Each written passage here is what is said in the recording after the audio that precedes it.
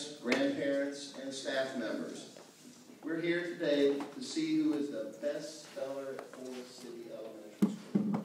Before I introduce today's spellers, I would like to call your attention to our distinguished judge, it looks like at this point.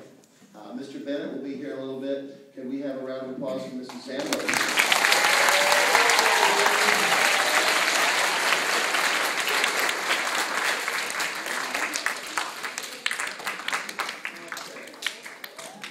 Now for our spellers.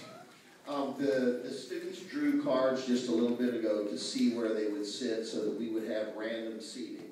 No one just chose first or chose 10th. That's the numbers that they drew. Contestant number 1, please stand. This is Kaylin Cochran from Mrs. Cunningham's class.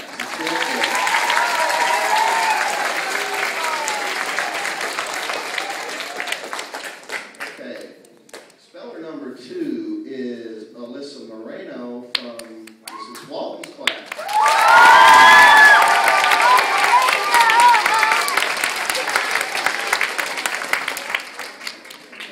Contestant number 3 from Mrs. Mirdo's class is Rachel Montanez.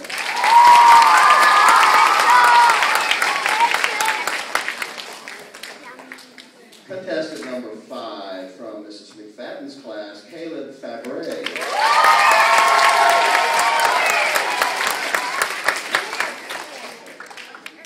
Contestant number 6, I believe this is Joel Rosario from Mrs. Drage's class.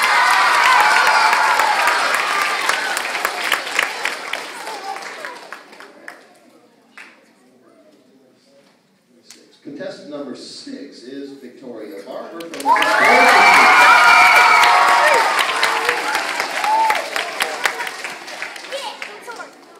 Speller number 7 is Tyler DeWitt from Mr. Bell's class.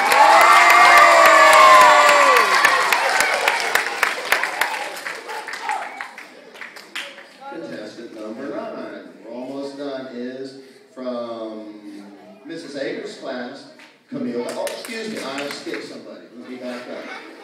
Almost left out Cameron Parada from Miss Cooper's class. Sorry about that, bud. Okay. Speller number 9 from Mrs. Ager's class, Camille Bassett.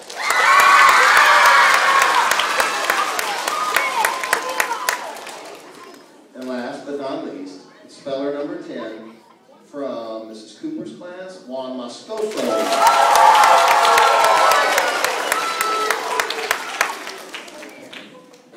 Thanks for all the encouragement that you've given them, but we're going to need you to be quiet for a little while, okay?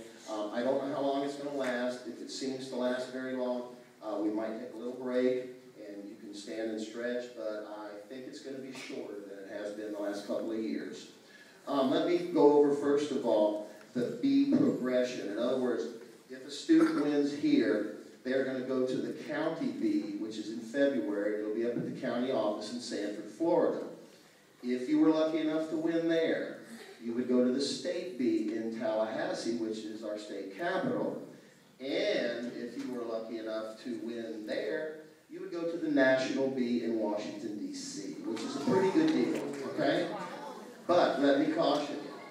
When they do go to the county B and the state B and the national B, it's not just 4th and 5th graders. It's also 6th, 7th, and 8th graders.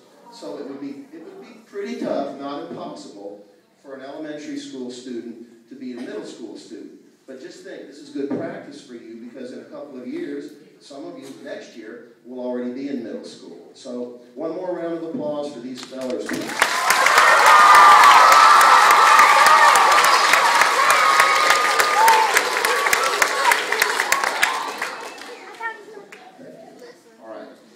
Spelling Bee rules here, contestants, are going to be just like we do in our classroom. I will start with a speller. I will say the word twice, and then I would like you to say the word, spell it, and then repeat the word, because that's the way they do in the B. For instance, if I ask you a really tough word like the, you can say the, T-H-E, the. Give me a thumbs up. You can do that. All right. Now, if you need to stop in the middle of your word and start over, you may do so.